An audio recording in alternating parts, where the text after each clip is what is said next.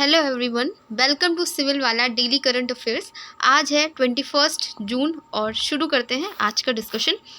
सबसे पहले आज का कोट, और जो कल मैंने आपको एक सिनेरियो दिया था जिसमें मैंने बताया था कि ये सिचुएशन है, आप क्या करेंगे, तो उसका आंसर मैं सैटरडे को करूँगी। तब तक आप सोच लीजिए आप क्या कर सकते हो उस सिचुएशन में।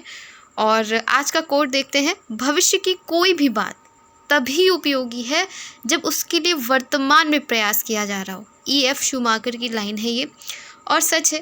हम सिर्फ ख्याली पुलाव नहीं पका सकते अपने दिमाग में कि यार ऐसा हो जाए, वैसा हो जाए, भविष्य में हम ऐसे हो जाए, जब तक कि वर्तमान में हम उसके लिए प्रयास ना कर रहे हो। जैसे कि हम जो प्रिपरेशन कर रहे हैं, हम सोच रहे हैं कि हम IAS ऑफिसर बनेंगे, एक सिविल सर्वेंट बनेंगे, तो ऐसा तो नहीं है ना कि सिर्फ हम सोच रहे हैं, हम उसके लिए प्रयास कर रहे हैं, हम मॉक टेस्ट लगा रहे हैं, हम स्टैटिक्स पढ़ रहे हैं, करंट अफेयर्स पढ़ रहे हैं, न्यूज़पेपर पढ़ रहे हैं, तभी तो हम वो सपना देख पा रहे हैं। और अगर हम सिर्फ बोलेंगे कि हाँ हमें ये करना है लाइफ में और उसके लिए कोई प्रयास नहीं करेंगे, तब तक उसका कोई भी मतलब नहीं है। आई होप कि अंडरस्टैंड हो गया होगा ये, क्योंकि ईजी था, कोई ऐसा नहीं था।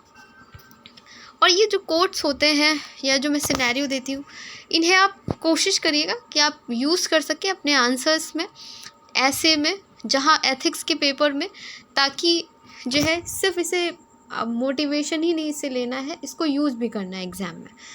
पहले देखते हैं, जो कल मैंने क्वेश्चन पूछा था उसका आंसर। डेविड विज ने अंतर्राष्ट्रीय क्रिकेट से संन्यास की घोषणा कर दी है, वे किस देश से खेलते थे, और इसका हमारा आंसर था Namibia.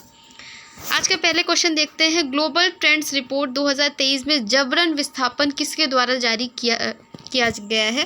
Global Trend Reports for Displacement in 2023 released by, option A है शरणार्थियों के लिए संयुक्त राष्ट्र उच्चायुक्त, United Nation High Commissioner for Refugee, B है रिपोर्टर्स विदाउट बॉर्डर्स, सी है इंटरनेशनल लेबर ऑर्गेनाइजेशन, और डी है अंतर्राष्ट्रीय प्रवासन संगठन। तो इसका सही आंसर है हमारा ऑप्शन ए, शरणार्थियों के लिए संयुक्त राष्ट्र उच्चायुक्त। ठीक है, संयुक्त राष्ट्र उच्चायुक्त द्वारा 2023 के अंत तक दुनिया भर में 117 मिलियन से ज़्यादा जबरन विस्थापित लोग थे, जिसमें 40% 18 साल से कम उम्र के बच्चे थे। इनमें से 68 मिलियन से ज़्यादा लोग आंतरिक रूप से विस्थापित लोग थे, जो अपने ही देशों में रह गए। अधिकांश शरणार्थी 73% देशों से आते हैं, ये डेटा इंपॉर्टेंट है, अफगानिस्तान, सीरिया, वेनेजुएला, यूक्रेन और दक्षिणी सूडान। नेक्स्ट क्वेश्चन की तरफ बढ़ते हैं। नेक्स्ट क्वेश्चन है हमारा, निम्नलिखित में से कौन सा SDG 7 की प्रगति को मापने के लिए उपयोग किया जाने वाला प्रमुख संकेतक है। Which of the following is a key indicator use to measure progress towards SDG 7। पहला है सुरक्षित रूप से प्रबंधित स्वच्छता सेवाओं का उपयोग करने वाली जनसंख्या का अनुपात, बी है कुल अंतिम ऊर्जा खपत में नवीकरणीय ऊर्जा का हिस्सा, सी है उत्पादक एवं टिकाऊ कृषि के अंतर्गत कृषि क्षेत्र का अनुपात, और डी है संकरग्रस्त प्रजातियों की संख्या।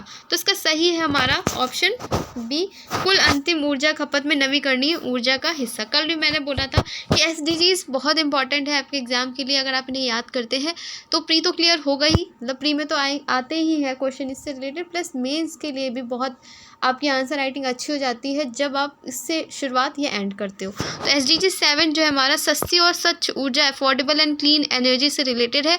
अंतर्राष्ट्रीय ऊर्जा एजेंसी, अंतर्राष्ट्रीय अक्षय ऊर्जा एजेंसी और संयुक्त राष्ट्र सांख्यिकी प्रभाग, विश्व बैंक और विश्व स्वास्थ्य संगठन का संयुक्त प्रयास है।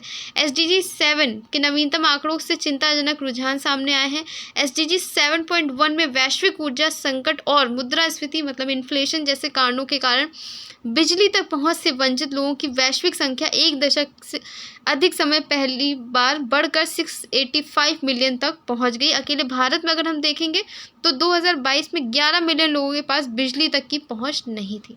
तो ये वाकई में जो है अच्छा आंकड़ा नहीं है, चिंताजनक रुझान है ये। नेक्स्ट क्वेश्चन की तरफ बढ़ते हैं। नेक्स्ट क्वेश्चन है, सतनामी विद्रोह निम्नलिखित में से किसके विरुद्ध विद्रोह था। The Satnami revolt was uprising against which of the following entities. Option A है मुगल साम्राज्य, बी है ब्रिटिश ईस्ट इंडिया कंपनी, सी है मराठा संघ, और डी है सिख साम्राज्य जो है बताना है। तो इसका आंसर है हमारा मुगल साम्राज्य।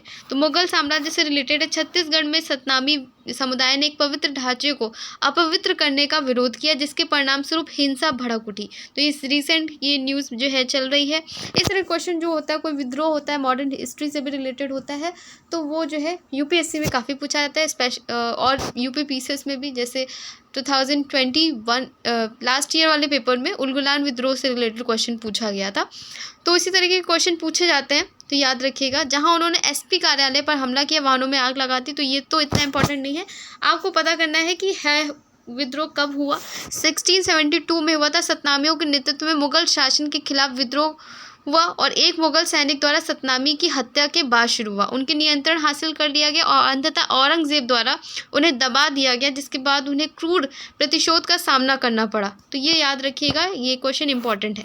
नेक्स्ट क्वेश्चन की तरफ बढ़ते। दुनिया के सबसे बड़े उष्णकटिबंधीय आर्द्र भूमि क्षेत्रों में से पेंटानल आर्द्र भूमि अपने जैव विविधता और पारिस्थितिक महत्व के लिए जानी जाती है। पेंटानल के बारे में बताना है। तो क्या है पेंटानल?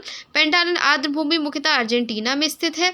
पेंटानल एक प्रमुख कृषि क्षेत्र है जहां चावल और गेहूं की खेती प्रमुखता से होती है। पेंटानल विश्व की सबसे बड़ी जगुआर आबादी का घर है। या पेंटानल में वर्ष भर बहुत हल्की और एक समान जलवायु रहती है, जिसमें मौसमी परिवर्तन न्यूनतम होता है। तो आपको ये बताना है कि पेंटानल क्या है। ठीक है, तो पेंटानल हमारा जो है, पेंटानल विश्व की सबसे जो है बड़ी जगुआर आबादी वाला घर है। तो ये याद रखिएगा, ये ट्रॉपिकल वेटलैंड एरिया है।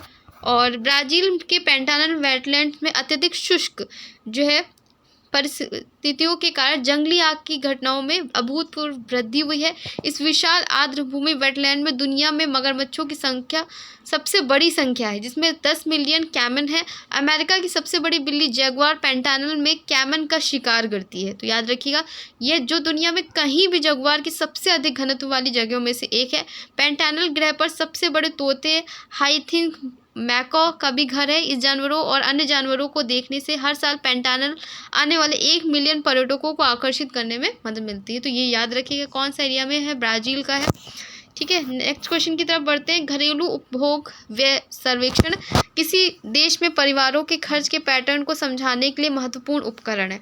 भारत में घरेलू उपभोग व्यय सर्वेक्षण जारी करने के लिए कौन जिम्मेदार है? The household consumption Expenditure survey is an important tool for understanding the spending patterns of household in a country.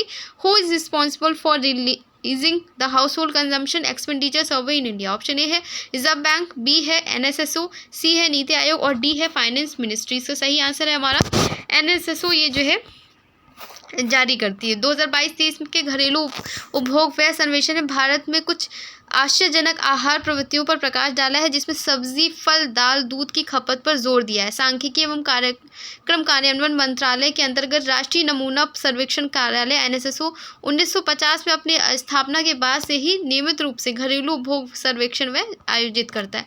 Question UPSC के लिए काफ़ी इंपॉर्टेंट होते हैं। साथ ही जो यूपीपीसीएस में जो हमारा इकोनॉमिक्स का पोर्शन आता है, करंट से रिलेटेड होता है, वहाँ के लिए भी इंपॉर्टेंट है। राष्ट्रीय अपराध रिकॉर्ड ब्यूरो NCRB ने एक मोबाइल ऐप NCRB संकलन ऑफ क्रिमिनल लॉज लॉन्च किया है, जो एक व्यापक गाइड के रूप में काम करेगा और एक ही स्थान पर नए आपराधिक कानूनों के बारे में पूरी जानकारी देगा। NCRB का मुख्यालय कहाँ है? ऑप्शन ए है बेंगलुरु, बी है न्यू दिल्ली, सी है चेन्नई और डी है गांधीनगर। सही आंसर है हमारा NCRB का कहाँ पे है? नई दिल्ली में है। NCRB आपराधिक कानूनों का संकलन ऐप लॉन्च किया है। NCRB ने एक मोबाइल ऐप लॉन्च किया है। NCRB के बारे में अगर देखें तो स्थापित हुआ था 11 मार्च 1986 को, 1986 को। मुख्यालय हेडक्वार्टर नई दिल्ली में है। क्षेत्राधिकार भारत सरकार और आदर्श वाग सूचना प्रौद्योगिकी के साथ भारतीय पुलिस को सशक्त बनाना। नेक्स्ट क्वेश्चन की तरफ बढ़ते हैं। HR कंसल्टेंसी मर्सर द्वारा आयोजित कॉस्ट ऑफ लिविंग सर्वेक्षण के बारे में निम्नलिखित बिंदुओं पर विचार करना है। पहला ऑप्शन है मुंबई प्रवासियों के लिए देश का सबसे महंगा शहर बना हुआ है। ऑप्शन बी है वैश्विक स्तर पर हांगकांग सबसे महंगा शहर बना है। सी है दिल्ली विश्व में 164वें स्थान पर रही है। चौथा है एशिया में बेंगलुरु 21वां सबसे महंगा शहर है। और पांचवा है हांगकांग शीर्ष स्थान पर बना हुआ है। ओनली 2 जो है स्टेटमेंट्स आर करेक्ट। देखते हैं क्या है। मुंबई भारत में प्रवासियों के लिए सबसे महंगा शहर है। मर्सर रिपोर्ट मानव संसाधन परामर्शदात्री कंपनी मर्सर द्वारा जारी की जाती है। मर्सर 2024 में जीवन यापन लागत सर्वेक्षण के अनुसार, तो इसी से रिलेटेड है, याद रखिएगा। और सूची में मुंबई 11वें स्थान की छलांग लगाकर 136 पे पहुंच गई। दिल्ली 4 स्थान और ऊपर चली गई, 164 में है। चेन्नई 5 स्थान गिरकर 189 पे है, तो ये जो है याद रखिएगा। कौन वैसे पहले ओवरऑल देखेंगे दुनिया में तो हांगकांग सबसे पहले स्थान पे बना हुआ है, फिर सिंगापुर, फिर ज्यूरिख वगैरह है। इसमें क्वेश्चन आते हैं, स्टेटमेंट में क्वेश्चन आ सकते हैं, यूपीपीसीएस के लिए इंपॉर्टेंट है। और नेक्स्ट क्वेश्चन की तरफ बढ़ते हैं। Global Wind Energy Council India का अध्यक्ष किसे नियुक्त किया गया है?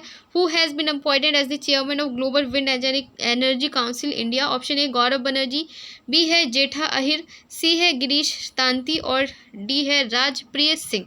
तो ये सही ऑप्शन है हमारा गिरीश तांती, ऑप्शन सी हमारा सही है। ठीक है, तो ये याद रखिएगा, अपॉइंटमेंट कुछ इंपॉर्टेंट होती है उसी में है। The adventures of and a mama finds a home नामक पुस्तक किसने लॉन्च की है? ऑप्शन ए है अनुष्का शर्मा, बी है आलिया भट्ट, सी है प्रियंका चोपड़ा और डी है कैटरीना कैफ। करेक्ट आंसर आपको पता ही चल गया होगा, आलिया भट्ट की है। और इस तरीके की जो बुक्स हैं, जैसे यूपीएससी में भी देखिए इस बार जो है शक्तिकांत दास, एस जयशंकर